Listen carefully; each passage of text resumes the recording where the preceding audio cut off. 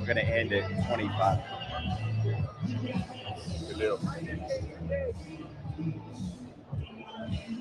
Welcome into the Illini Nation pregame show. Brett Barons and Derek Piper here live from Knoxville, Tennessee. And Illinois gets another top 25 showdown. Derek, the second one this week facing a tough Vols team.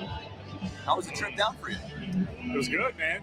Made the long trek yesterday, as you did as well, and got in just in time to get some food, a few there you go. Cokes last night, and we had a good time. So waking up early for this one, it's going to get dialed up to the max real quick. It's a big-time ball game, a lot at stake for both teams. Tennessee feels like they need one. They've lost their last 3 high major games and obviously have done really well in this building, which we're talking about, one of the largest in college basketball, 21,000 strong here today. And Illinois already asserting itself in that national conversation with the win in impressive fashion against FAU, can take a step even further into that, and obviously add a win on your resume that can really mean something come March. It's been a long week, 8 days, I guess you could say, for Illinois here, playing at Rutgers. You get a win. Then you go to Madison Square Garden, and they beat a Florida Atlantic team ranked 11th in the country. You really get that first marquee victory of the season, although Brad said he felt really good about that Rutgers win. Going to the rack, a hard place to play, but if you can go 3-0 on this trip, Derek, I think you really separate yourself into that top tier of college basketball teams to already have 2 true road wins on your resume.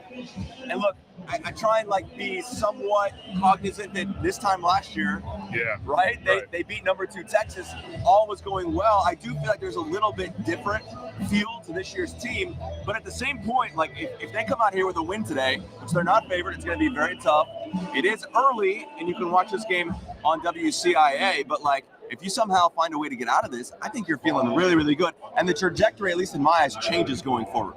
I fully agree with that. No, I think it's a team that can show their ceiling. If you beat a team like this, FAU's legit, man. I don't think that's a squad that just got lucky in the tournament last year. They're for real, obviously, with their offensive capability at Illinois.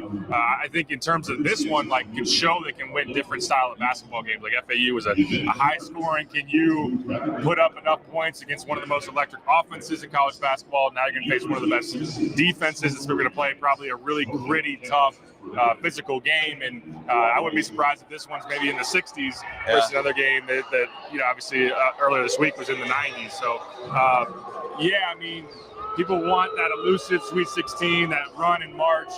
You can set yourself up. Part of doing that is putting yourself in a good enough position seeding-wise and getting a good draw and whatnot. And winning these kind of games puts you in a position to do that. So I also can't help but think about the Big Ten, which it continues to show that, maybe it's a little bit weaker than previous years. And not to say you'll be completely without opportunities to build your resume in the league, but to get some of these in the non-con, you can really hang your hat on, then go into league play, could put Illinois in a really, really good position. So just furthering the momentum. I think they've taken a really nice stride offensively here of late, finding, Marcus Domask, that legit number 2 scoring option, everything that he's doing right now. So building off of that can really be big time. And Terrence Shannon, we'll probably talk about him more, but he can put himself in, number one, a league company in the country in terms of where he stands. But I think we talked about this a little bit yesterday. Ayo Dosunmu had this vibe about him that there was so much trust built into Ayo as an alpha. He walked into any building, against any team, and you thought Illinois could or would win. Yep. If Illinois comes away with this one and Shannon leads them to victory, I think there's going to be that same vibe around Terrence Shannon Jr. Yeah, and nationally, right? This is a nationally televised game. We got Bill Raftery in the house, right? Man, How many onions we gonna have today, right? The Hall of Fame coach and Jay Wright will be. You got Raph. Like this is another moment for Illinois, and they already had that Tuesday. But I think of Terrence and continuing to add to an All-American campaign, which he's going to be in that conversation. And the other thing you mentioned about the schedule, if the Big Ten is a little bit weaker, Derek, than those quad one opportunities, we saw that last year a little bit. You just don't have as many of those. That makes games like today that much more important come March. 100%. Yeah, I still think obviously you play Purdue twice. You get chances against them, and but yeah, I mean Michigan State, a team that you drew twice, and we'll see where things go for Tom Izzo's squad. But they're not nearly the top 5 national team that they were projected to be, and really right now they're kind of reeling with 4 losses already. Wisconsin looks to be very good, and you'll get a crack at them. But yeah, maybe it's a 6-bid league in the NCAA tournament versus maybe a 10-bid league a couple of years ago, and just that top end is weaker and smaller. Illinois, in terms of slotting itself towards the top of the pecking order, you're good with that in terms of seeing teams that you feel like you can jump. But yeah, there's no doubt where you're trying to get as many of those valuable quad one wins to build that resume, to put yourself in a good landing spot in terms of the tournament. This one could carry a lot of weight, because even though if Tennessee loses this, that's 4 straight losses against high majors. I still think they're going to have a really good year. They're picked to win the SEC for a reason going in. Yeah. All right. I don't think we can expect Terrence and Marcus to score 33 points every game. But to me, it shows they're capable, and that goes a long way. It has to. For opponents looking at them, having to respect Marcus more, they already know about Terrence. What stood out to you most about what Marcus Domask did Tuesday night and his coming at a high major level moment? Like this was his moment on a big stage. Yeah, and you respect the Valley. Obviously, it's a good league, but it's different when you step up and do it in Madison Square Garden. And obviously, I just think that he's more comfortable now, understanding what they need from him. He's talked about how much trust the staff and Terrence, like for Terrence to get on him as much as he has been about, hey, you got to be aggressive. I need you to shoot. That speaks volumes for Marcus to know that he's supposed to be that dude. He's not just a transfer coming in and try to find your way and just play a complimentary role. You're supposed to be a guy, and they need you to be a guy. So taking pressure off of Terrence because he is that threat, and really leaning into that mid-post game. He played the 4 at SIU a lot. He's got a good size and 6'6", and I just feel like with his back to the basket against some smaller opponents, really taking advantage of that matchup, and you can't really speed him up. He's so under control. I mentioned it before, but it feels like he's playing in his driveway, backing down his little brother when he's doing that, and a really good turnaround jump shot. And I mean, he had it all working from all 3 levels against FAU, shooting the 3, which he had struggled with prior to that. And I think he's a pretty good shooter. I think he'll build into that going into this, as this year goes on. So it was huge. I don't know if he's going to score 30 plus however many times the rest of the year. Maybe you won't see it again, but maybe not. I do think he can be very much in the 20s and be that legit number 2 scoring option for Illinois. Which Illinois, like you said, needed in the portal. That's why they went and got him. I don't know if Brad thought that he was going to score 30 plus in a game. Right. That's kind of hard to predict, but the fact that he can be a 20s guy, a high teens guy, and on some nights, I think you would feel great about it. And the other thing, too, that I was thinking about here, Derek, is remember, he missed the summer. He didn't get that opportunity to really gel with the guys on the court, figure out that role and pick up and all of that, because he was out with, was it a groin injury or a hamstring? I think it was. Yeah. And so he didn't have that. He didn't have it in Spain on the court against, other competition. That's a good point. And that takes time, but the fact that Terrence is pushing Marcus to be aggressive, because that's the biggest thing I took away from the FAU game. They were aggressive and they stuck to it. Yeah, they still shot, how many threes they shoot? 20? 20, yeah. But I felt like they were better threes. Oh, yeah. In rhythm threes. And most of their shots were from 2. They stayed aggressive. They're also not going to shoot 63% every game, Derek, all right? The offense works well to score 98. It has to. But I feel like that aggressiveness is what needs to continue for this team. No doubt about it. Yeah, going to the rim and having that emphasis, I think it allowed you to get Vlad Golden, their big man, in foul trouble. Yeah. for him to only play 18 minutes. He had 23 points in those 18 minutes. If Illinois doesn't get him in foul trouble, it could have been a different ball game, obviously. But Terrence, we know his capabilities inside the arc, attacking the rim. Marcus doing that as well. And I think some other guys have that ability, especially cleaning up on the offensive glass is an area that Illinois can really hurt you as well. Ty Rogers going to the basket, we know that he's capable of that. I love the Justin Harmon. I know he had a couple of threes, but also had an ability to get to the free throw line a little bit too. So that's certainly important. Tennessee is a great defense, and just looking at them, they're one of the top defensive units that contesting at the rim. They can block shots. They'll make things tough in the gaps, like Underwood was talking about yesterday, to try to close off driving lanes for Terrence. You got to make some of those threes to free up your offense a little bit and make that defense kind of stretch out. But for Illinois, they're taking less threes, but they're being more efficient with them. They've shot 40+% from three the last couple of games. And when you're being more selective with it, taking in-rhythm threes and not kind of forcing early in the shot clock, those are quality looks, and obviously Brad Underwood will live with that. Justin Harmon, another guy that I feel like is figuring out his role now. Like, he knows what to do. He's going to be a defensive guy come in. If he can make a couple of threes a game, that really helps his team, and he did that season-high 10 points at FAU. No, he's been big, and he looked like a guy that belonged out there on the court. You always wonder when a guy's making that jump from a low to a mid-major and hasn't been in those moments, how are they going to respond? And he didn't bat an eye. He was obviously huge and coming off the bench and making those shots, and they need that out of him. He's got scoring potential for a guy that averaged 19 a game in the NIT last year. He's not, like Brad talked about yesterday, not getting plays called for him, but he's just kind of having to fill in the gaps and say, all right, I'm going to go make this effort play to get in a loose ball, or I am going to get a kick out here, just to be ready when his number is called. I love that he just feels like a low-maintenance player, like a guy that you don't need to worry about what his mindset is. If he's maybe checking out because he's not getting his 5 to 10 shots in a given game. He wants to win. He wants to be gritty. He wants to defend. And when offensive opportunities come his way too, he's going to be ready for those. So he's really, really important. I love what I saw from him against FAU for sure. And this is his only year here. Like, he's trying to make the most of what this is. Yes. And you do question that, right? We've seen guys come in from a low to mid-major level and really have not made a big impact. But that's why I feel like he's different. If his mindset is there, if he knows, hey, look, I got to defend. I'm only going to get, 3 to 5 shots a game, maybe? Yeah. Like, how do I approach that mentally? And then when you make them, it helps, because if you're only getting a low volume percentage, like, if you start missing a couple of those, like, I think that goes to your head too. So I'm really, really impressed with what he's doing. Luke Goody, another guy that I just feel like knows his role. He knows what he has to do. And Derek, that's so key, right? Like, to me, that's part of what was missing last year. Some role identity, some guys not fulfilling those roles, guys quitting the team, certainly all things that play into that. Yes. You could call that culture if you want. I just call it guys knowing what they're supposed to do and where they're supposed to be. That only leads to success for a team. And I feel differently about that this season.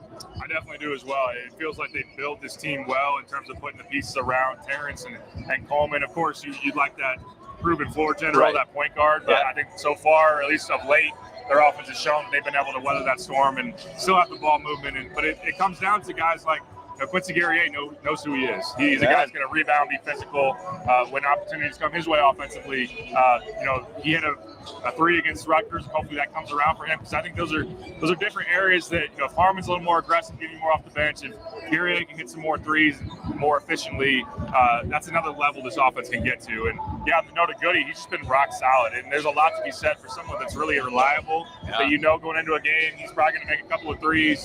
He's going to compete on the glass and just give you good energy and be in the right spots. And I feel like past teams for Illinois, like the Io and Kofi era, how much of value like a Jacob Grandison was, because you just knew what he was going to do. Yep. I feel like Luke Goody is stepping into that kind of a mold, and it brings a lot of comfort to a coach's mind. Like, no doubt. He can trust him, and shot making is something we questioned a lot going into this year.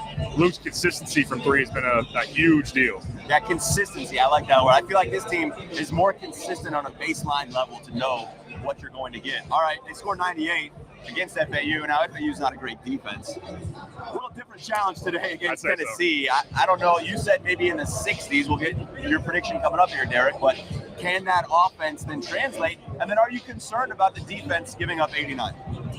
I think for the most part, the one thing I would look at, I don't think the Tennessee's really going to exploit it, is they didn't have an answer for the big man on FAU, 7'1", and Golden's ability to score inside. Yeah. Obviously, was something that could really hurt them. That's not really Tennessee's MO offensively. I don't think they're gonna post you and have a big type advantage on the inside. But I think that as you look at this defense, I mean, they're very into you. They're going to maybe not sell out for turnovers, but their ball pressure is going to try to be disruptive. It starts with Zakai Ziegler, who's a smaller point guard. He's 5'9", but I mean he's a pest. He's really into you. He's in the gaps and just very, very active. Josiah Jordan James is a grown man. As a four-man, he's 23 years old. He's 6'6", 230 range, and he's just very, very tough and physical. And that's really what Rick Barnes has built here, is a tough, physical brand of basketball. They're going to lean on their defense. They've been top 5 in the country in defensive efficiency like the last 3 or 4 years. So that's what they do, and they'll try to use their defense to turn it into offense. They are playing a little bit quicker offensively. They want to run in transition. They want to take, driving kick threes early in the shot clock. They haven't made them outside of Dalton Connect. It's been fabulous to transfer, made enough of them to really separate themselves in some of these games of late. But I think the Tennessee is going to be really tough to score against today. I think they're going to really key in on Shannon. It's going to be important for Marcus to have another good game, for some of the other guys around him to try to draw more attention away from Terrence, because I think they're going to lock in on him and say, hey, we're not going to let you kill us, especially in the gaps, and allow you to go to the rim. One thing I will note, though, on Tennessee, with their physicality, they've been noted to foul. They will foul quite a bit. I know that Tennessee-Purdue game was almost unwatchable because of how many fouls were called in that one. It'll be interesting to see how this game will be officiated, but if it is kind of that physical wrestling match, on the glass and in the lane, can Illinois make enough free throws on the road in front of 21,000? I think that's going to be important. That's a good point about free throws. They shoot 90% from the stripe at Madison Square Garden, season high for them, and they made 18. Man, if they can do that too, that gives you another sign, right? Like Illinois 360 out of 363 coming into the FAU game. They're as of yesterday, we're up to 325, but good teams have to make free throws. If you're going to be a good team, and if you're going to be aggressive, those two things have to go together, right? You have to be able to make free throws if you're going to be a downhill aggressive in the basket team. I thought it was really positive from them. You mentioned Dalton Connect. He's the guy to me, circle on paper that stands out. Hey, you got to come up with an answer for this guy. Who do you think will guard him for Illinois? I think you'll see a lot of Terrence Shannon. I expect Ty Rogers to factor into that as well. But yeah, I mean, he's from Northern Colorado. People probably didn't know a whole lot about him prior to then being in the portal, and you saw his highlights. You're like, man, this dude can play. I mean, he can really shoot it. He's a good athlete. He's bouncy. And I've been really impressed by his ability, knowing that defenses have circled him and tried to stop him. He just has an knack for creating his own shot. He can get to the basket and score. I mean, had 37 in the Dean Dome against North Carolina. So he's been big time. They need more around him, but I think that Shannon's going to try to make things tough as possible for him. That's a matchup really of two of the most productive wings in college basketball so far. So I think it's going to be really important to see which of those stars shines brightest here early in this game to lead their team, because it feels like, sometimes it's almost maybe too simplistic to boil it down to, whose best player plays the best. But I think that squad will have a really good leg up in terms of building a winning formula today if one especially outshines the other by a significant margin. Yeah, I think that matchup will be one that I'm going to pay attention to. The other thing that I want to watch, I know you said they don't have that Vlad Golden big guy, so to speak, but how does Coleman Hawkins continue to progress coming off the injury? Dalton Connect has been injured as well. That maybe that plays into that matchup against Terrence, but can Coleman continue to take steps to come back and be fully him? That three he made, his only three of the game, was clutch late Tuesday night at Madison Square Garden, but I'm watching him as well just to see how he continues to fit. Is he trying to do too much? That's the thing we've said for years with Coleman. Just don't do too much. If he can play his role, I feel like that's going to lead to success for Illinois as well. He's such an X factor. I mean, he could take Illinois to another level, and I think that it makes Illinois that much harder to guard if Coleman's playing within himself, knocking down those in-rhythm catch-and-shoot, pick-and-pop type threes. We saw that against Kansas, 4 of them against Hunter Dickinson playing in the drop coverage. And as Tennessee tries to be aggressive in the lanes, if Coleman can stretch you out and make those shots, you want him taking good ones. You don't want him to continue to hoist up, maybe 6, 7, 8 if he's not making them.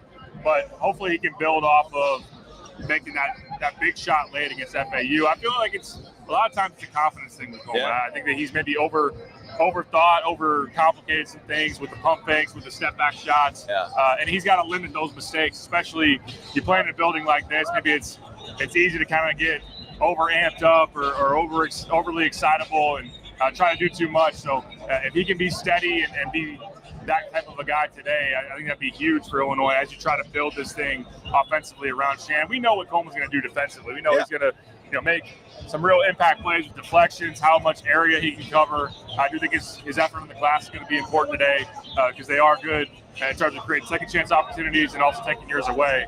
But yeah, offensively in particular, I think Coleman, if he can have a really good night, a really good day today, that'd be a huge benefit for Illinois. Yeah, and I feel like for him, okay, he's made 6, 7 threes in a game before. Yeah. But some of that, like, I don't know if it just like lives in your memory, right? Lives in your brain. They're like, hey, I can do this, but I don't need to do this for this team, right? Like for me, that's where it's at. Talk about roles. Know your role. Know what you need to do. And for me, with Coleman especially, it's just play defense, man. Like continue to do what you do defensively. Let the offense come in that. And I do remember a play Tuesday night where he just like went up and stole the ball from Vlad Golden in the paint. Like aggressive, assertive, like defensively just a pest. Be that kind of guy in the post. I feel like that's going to play well. Where do you feel like Dane's at in that with his playing time? Does he seem more like a matchup guy at this point to get more time? How do you assess where he's at? Yeah, it kind of feels like, Georgie playing behind Kofi. I think it's kind of a feel thing in terms of how much he's going to play. We know that Georgie had his nights, and then maybe Brad rolls him a little bit more, maybe 20 to 22 minutes versus there were games where Georgie didn't play as well, or obviously just want to ride the big fella. Not to say that Coleman is Kofi because he's not, but you might play your starter, 30-plus minutes, and that other guy might play, only 10. So Dane just needs to be more solid. He needs to be a guy that doesn't try to do too much. He's dribbling way too much. He's trying to be a little maybe too fancy or just extend his game instead of simplifying. And then there's a big difference defensively between Coleman being out there, how much ground he covers, and Dane, who's not as mobile and kind of gets caught in no man's land sometimes in that drop coverage. So I think he's still a guy that can provide a value to his team, obviously, especially with a scoring punch. There's a difference between him and Amani Hansberry right now. I love Amani's energy. He's just not going to give you a lot offensively, especially against some high major teams with a lot of size. So Dane can give you something important. It's just he needs to kind of reel it in a little bit, be more solid. And as of right now, I do think he's a spot minutes guy. All right. I think I've got a prediction. I've been going back and forth. We've seen that high offensive output, but it's an early Saturday morning game. This place is huge, man. Like you said, 21,000. It's a very nice arena. Yes. I don't know. How big was the Garden? I don't remember. That's like 17,000, something like that. About right, yeah. It's bigger than that. There's another level up here as well. You want me to go first or you? What do you got? Man, I was very tempted. I went back and forth a lot on this one. There is a vibe for me that Terrence might just be that dude. One of the best in college basketball, ability to lead his team into anywhere and get a win. Tennessee not having some of their surrounding pieces in addition to connect. Like Ziegler's coming off an ACL, hasn't played his best. Santiago Vescovi was an all-league guy last year. First teamer in the SEC, one of the top 3-point shooters in the league. Hasn't shot it all that great outside of one explosion against Kansas. So I wonder about that, but in the back of my mind, Tennessee kind of needs this game. I think they're going to be desperate. Yeah. I think this crowd's going to play a big factor. So I'll be honest, the point spread kind of has me a little thrown off. Like 6.5 has only moved up since opening it up. So I'm going with the ball. I think it's going to be a close game. I think 72-68. I think Tennessee just cracked 70, and Illinois falls just short if I were to pick it. But I don't know. I would not be shocked if Illinois comes in here and gets it done because they've been playing that well of late. Yeah, I was in that 70s number, and then I was like, well, maybe not. Going back and forth. I think Tennessee, like you said, needs this game. 3 of 4 losses. With George Mason's their only win since Maui, right? Yeah. And a tough stretch, right? Their 3 losses are to Purdue, Kansas, and North Carolina. Right? Like, so it's not like this is some bad team at 5-3. but the opportunity's there for Illinois. I'm gonna say they're gonna ride it, Derek. I'm gonna pick Illinois. Let's go. And if Illinois wins this game, though, I think it's going to be a lower scoring game. I'll say that. I think they're going to have to defend. I'm going to say Illinois 69-67.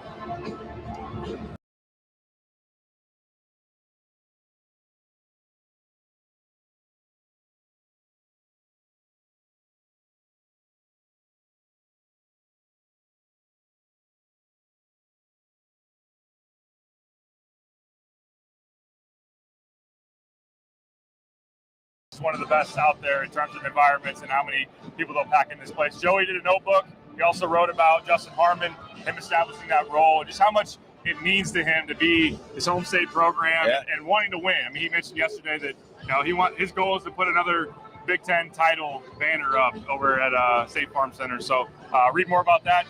Jeremy, Joey, and I are all here rolling 3D. And we'll have a bunch of coverage and a podcast and everything. So looking forward to this one, definitely. Yeah, should be a fun environment. Sold out crowd here as well. 21,000. And a battle of the oranges, Derek. Like they've got this Tennessee orange, little lighter, right? Cream and the white.